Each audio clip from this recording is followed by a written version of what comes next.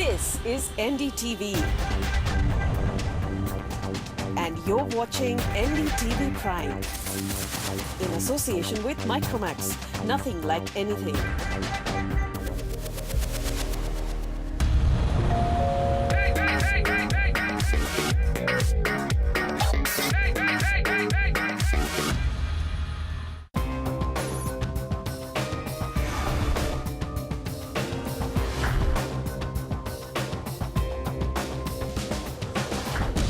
Property बाजार में निवेश की सटीक सलाह के साथ पेश है आपका पसंदीदा शो प्रॉपर्टी इंडिया। हमारे रियल एस्टेट एक्सपर्ट्स के साथ जानिए कहां आपके बजट में मिल रही है सही प्रॉपर्टी और कहां पर निवेश आपका पैसा कर देगा दुगना। आपके सवालों के जवाबों और रियल एस्टेट की हर बड़ी खबर के साथ मौजूद हैं हम। नमस्कार, मैं हूं अंजलि इस्टवाल। इसके अलावा अगर आप प्रॉपर्टी पर और ज़्यादा जानकारी चाहते हैं तो आप हमारी वेबसाइट ndtv.com/property पर जा सकते हैं। चलिए सबसे पहले एक नजर डाल लेते हैं कि आज क्या क्या है खास। मुंबई के लिए बीएमसी की नई विकास योजना पर चौतरफा विरोध। विकास के नाम पर क्या बीएमसी कर रही है सुविधाओं की कमी और धरोहरों की अनदेखी। प्रॉपर्टी से संबंधी कानूनी सलाह, पाइए अपने सवालों के जवाब। और भारत में रिहाइश के लिए विदेशियों की पहली पसंद बनकर क्यों उभर रहा है बेंगलुरु।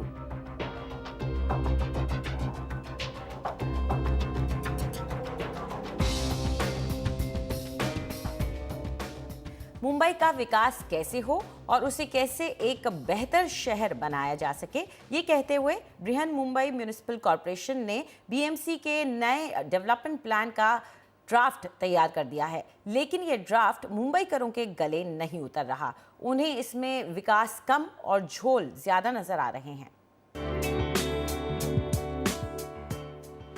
ऊंची इमारतें, सुविधाओं के केंद्र और परिवहन के तेज गलियारे, ये बीएमसी के 2014 से 2034 ग्रेटर मुंबई डेवलपमेंट प्लान की महज झलक है। अगर प्रस्ताव मंजूर हो जाता है तो अगले 20 साल में मुंबई की सूरत काफी बदल सकती है।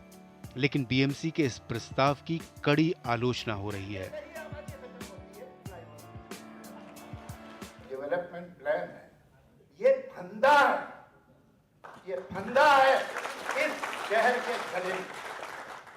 सब जमा होके एक होके अगर काम करेंगे और इसको अगर सड़क पे लाना है तो सड़क पे लाए। जरूरत यह है इस वक्त, मुझे लगता है कि सरकार हमें साधारण शब्दों में समझाए कि डीपी प्लान में वो क्या करना चाहती है और क्यों करना चाहती है। मेरी सरकार से विनती है कि सारी बात जनता को बताएं, तो फिर हमें ऐसे विरोध के लिए जमा नहीं होना पड़ेगा।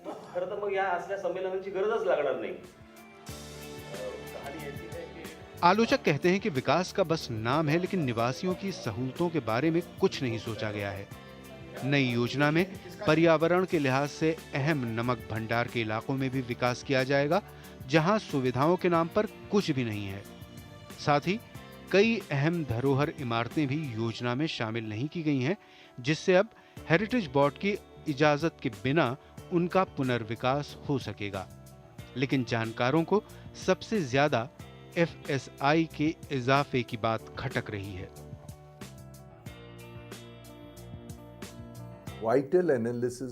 महानगर पालिका ने कोई अध्ययन नहीं किया है, बस हमें सर्वे की रिपोर्ट पर रिपोर्ट भेजे जा रहे हैं, लेकिन उनमें कैरिंग कैपेसिटी की सबसे अहम बात गायब है।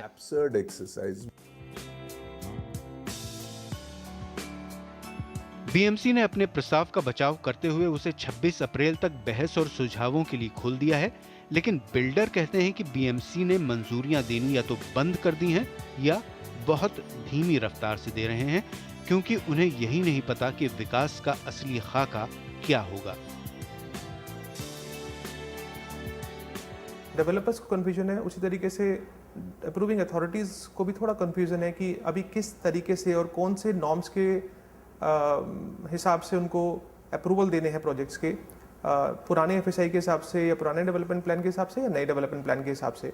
सो अभी सभी अप्रूविंग अथॉरिटीज़ भी अपने अप्रूवल्स को ऑलमोस्ट बंद ही कर दिया है, जब तक मालूम नहीं चलता है, वो क्लैरिटी नहीं आती है कि कौन सा डेवलपमेंट प्लान फाइनल होने वाला है।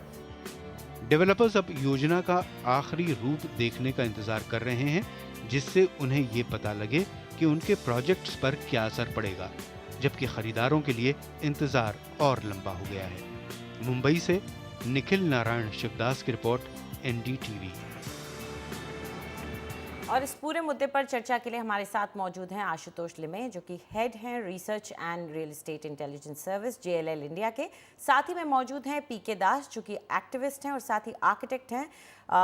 इनसे भी बात करते हैं। सबसे पहले दास साहब, आप ही के साथ शुरुआत करना चाहेंगे। आपको इस नए डेवलपमेंट प्लान के ड्राफ्ट में सबसे ज़्यादा कौन सी बात खटक रही? लोगों का पूरे शहर में थोड़ी ही कुछ मांग है या थोड़ी कुछ इच्छा होता है हासिल करने के लिए। एक है कि घर हो सबको, दूसरा है कि उनके बच्चे कोई अच्छे स्कूल में जा सकें, अच्छे क्वालिटी एजुकेशन, अफोर्डेबल एजुकेशन मिले, हेल्थ केयर अफोर्डेबल मिले, और वातावरण और यहाँ की एनवायरनमेंट और सामाजिक खुले जगह जो हैं वो इतना अच्छा हो कि सामाजिक स्तर पर लोग एक दूसरे को मिलकर अपनी जिंदगी को और अच्छा बना सकें। देखिए, ये जो डेवलपमेंट प्लान है ये किसी प्रकार का उत्तर इस समस्या का नहीं देते हैं। इसके लिए किसी भी प्रकार का मार्गदर्शन इसमें नहीं है, बल्कि ये जो डेवलपमेंट प्लान इन्होंने पेश किए हैं वो उस परिस्थिति को और बिगाड़ के रखा है और बिगाड़ने वाले हैं। तो इसीलिए हम इसके विरोध करते हैं। घर कैसे अफोर्डेबल मिले इस शहर में, उसका कोई दिशा नहीं है, कोई उत्तर नहीं है। स्कूल और कैसे अच्छे बने, ज्यादा बने, जिसमें लोग अपने बच्चों को अफोर्डेबल एजुकेशन दे पाएं, उसके लिए कोई उत्तर नहीं है। खुले जगह जो है उसको और कम कर दिए हैं, जिससे कि सामाजिक परिस्थिति और भी बिगड़ सकता है। अगर शहर में लोग एक दूसरे को मिल नहीं पाते हैं, सामाजिक तौर पर अपनी जिंदगी को और नहीं अच्छा बना सकते हैं, तो जिंदगी किस बात की होती है फिर?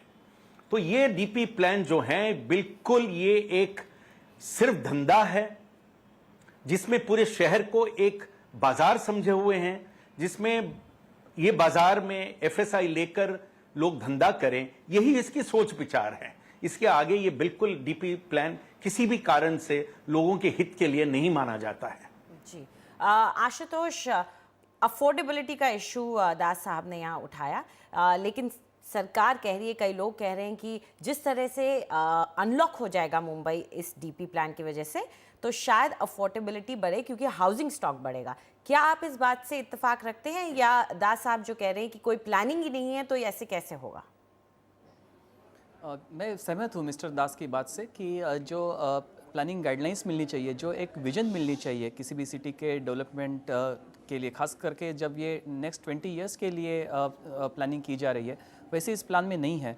मैं ये नहीं समझता हूँ कि अनलॉक हो जाएगी जो लैंड है वहाँ पे अफोर्डेबल हाउसिंग आ पाएगा।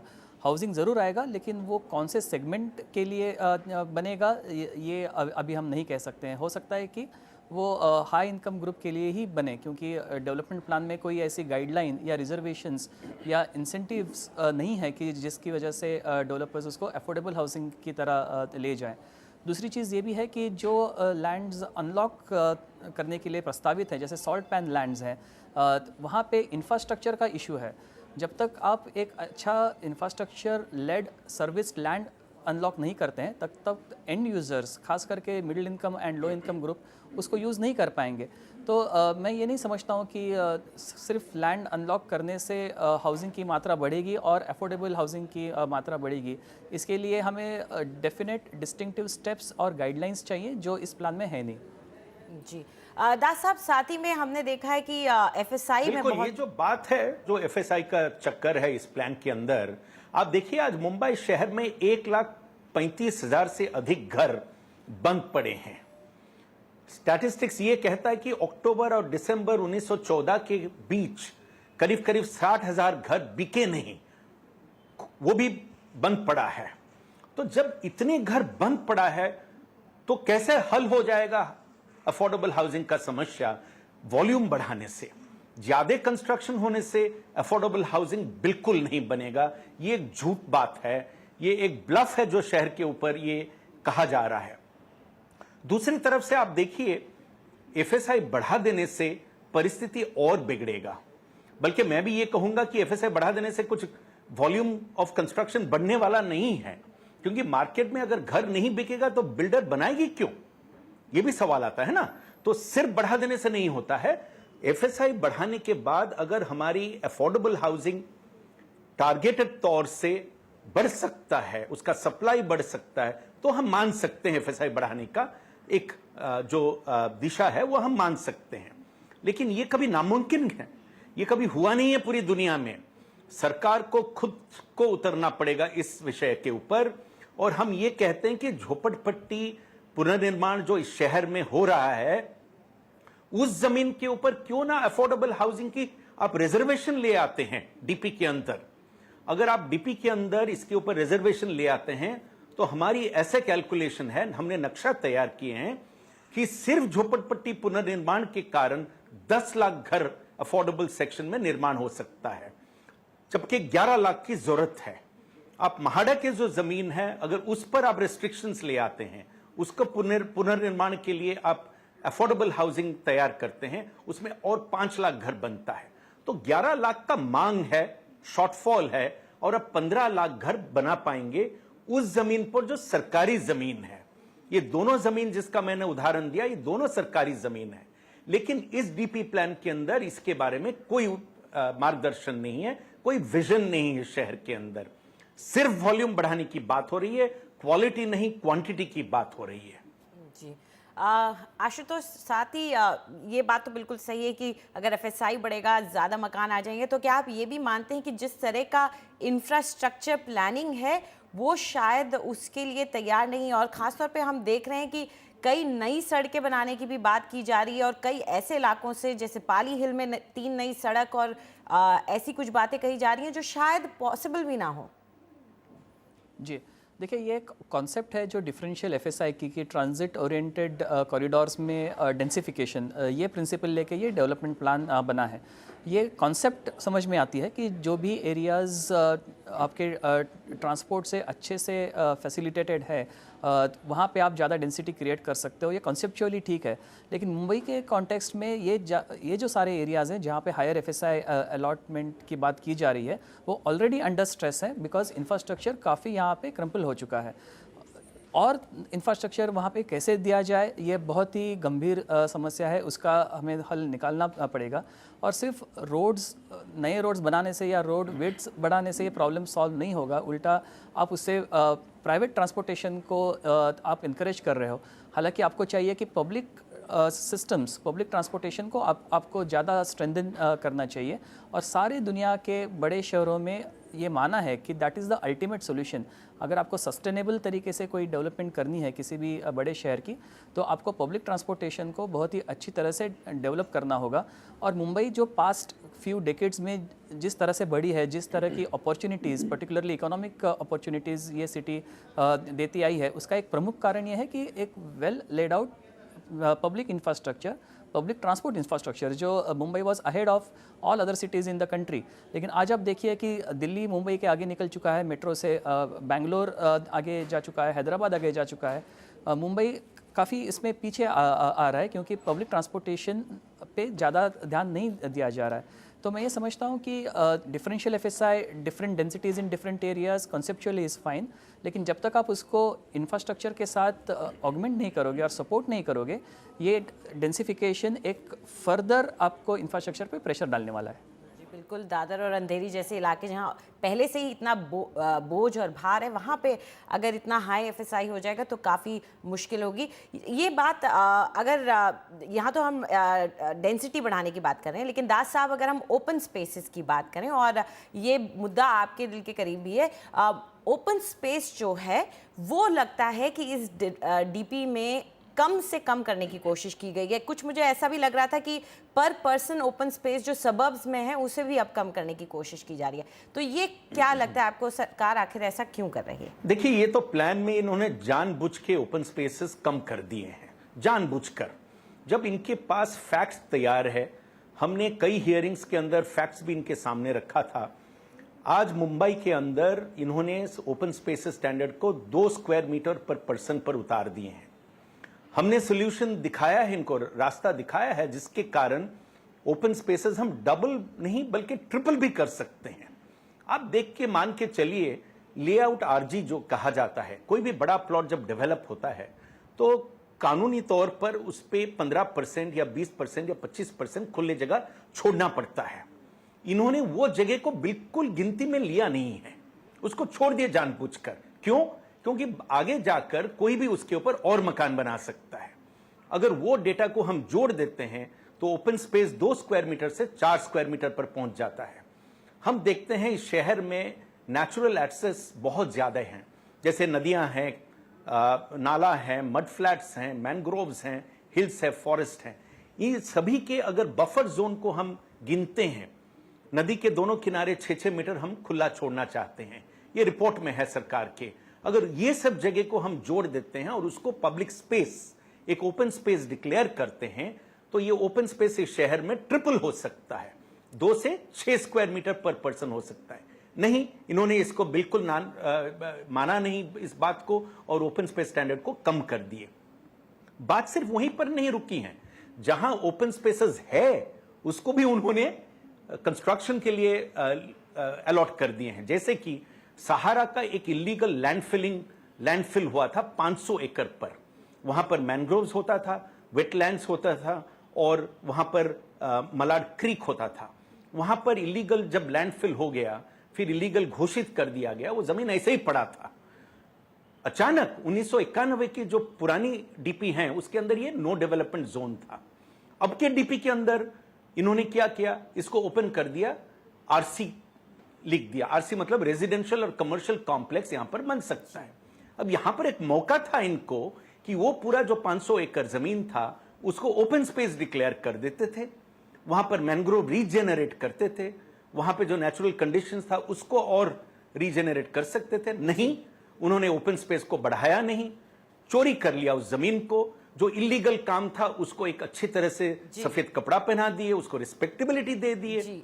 तो क्या ये डीपी प्लान यही कहता है कि आप इलीगल काम करो, हम उसको रिस्पेक्टेबिलिटी देंगे? क्या ये कहता है कि जो नेचुरल कंडीशंस है उसको आप बर्बाद करो, हमारी जो एनवायरमेंटल कंडीशंस है उसको खत्म करो और खराब करो? क्या ये डीपी यही कहता है? मुझे तो यही लगता है, डीपी के अंदर यही मुद्दा दिखता है। जी आशुतोष, यहाँ ओपन स्पेसेस की बात अगर चल रही है तो उसमें मल्टीपल यूज भी एक टर्म आ रहा है। अब ओपन स्पेस में ये कई और काम भी करना चाहते हैं, तो क्या ये नया टर्म मल्टीपल यूज का इस्तेमाल करके अब इनका गलत इस्तेमाल भी हो सकता है ओपन स्पेसेस का? जी हाँ, हो सकता है, क्योंकि ओपन स्पेसेस में जब आप मल्टी एक्टिविटी यूज़ परमिट कर देते हो तो हमने देखा है कि ये चांसेस ज़्यादा होते हैं कि वो open space as open space नहीं रह जाती। उसमें धीरे धीरे आपकी बिल्टअप एरियाज़ बढ़ जाते हैं, उसके साथ आपके हार्ड पेविंग्स आ जाती हैं, पार्किंग के लिए स्पेस छोड़नी पड़ती है। तो जैसे जैसे ओपन स्पेस का यूज़ रिक्रिएशन या एज अ ग्रीन स्पेस होना धीरे धीरे कम हो जाता है, वैसे वैसे वो एरिया आपका बिल्टअप एरिया में कन्वर्ट हो जाता है। तो ये रिस्क और ये पॉसिबिलिटी यहाँ पर भी है। ये सोचना गलत है कि कोई भी ओपन स्पेस अगर हम अच्छे से प्रोटेक्ट नहीं कर पाते हैं, वैसे भी एनक्रोचमेंट का डर लगा रहता है, तो क्यों ना हम उसको मल्टी एक्टिविटी में कन्वर्ट कर लें और उसको एनक्रोचमेंट से बचाएं और उसको खुला कर दे डेवलपमेंट के लिए। ये मेरे हिसाब से सोच सही नहीं है। आपका प्रोटेक्शन में फेल्योर होना ये कारण नहीं हो सकता कि आप इसको मल्टी एक्टिविटी यूज़ में उसको कन्वर्ट कर दे। ओपन स्पेस की तरह ही यूज़ होनी चाहिए, उसके प्रोटेक्शन के पूरे इंतज़ाम होने चाहिए। और मल्टी एक्टिविटी परमिशन ये तो एक इनरोड बना देता है कि ओपन स्पेस के लैंड यूज़ को चेंज करने के लिए। तो मेरे हिसाब से ये चीज़ सिटी के ओवरऑल सस्टेनेबिलिटी के लिए और लॉन्ग टर्म प्लानिंग के लिए सही नहीं साबित होगी। जी बिल्कुल। तो काफ़ी मुद्दे हैं इस डेवलपमेंट प्लान में जो लोगों को खटक रहे हैं और कई ऐसी बातें हैं जो चुभ रही हैं। फिलहाल हमारे पास वक्त कम है, आप दोनों ने इस चर्चा में हिस्सा लिया, इसके लिए शुक्रिया आपका। तो सरकार को इस डेवलपमेंट प्लान को लोगों के बीच उनमें उसको स्वीकारने की भावना को लाने के लिए काफ़ी मशक्क़त करनी पड़ेगी। या तो इस प्लान में कुछ बड़े बदलाव करने पड़ेंगे या फिर लोगों को ही अपनी सोच बदलनी पड़ेगी और वो एक मुश्किल काम होगा। फिलहाल वक्त एक छोटे से ब्रेक का, लेकिन उसके बाद आपकी प्रॉपर्टी से जुड़ी कानूनी उलझनें हम सुलझाएंगे। हमारे एक्सपर्ट आपके सवालों के जवाब देंगे।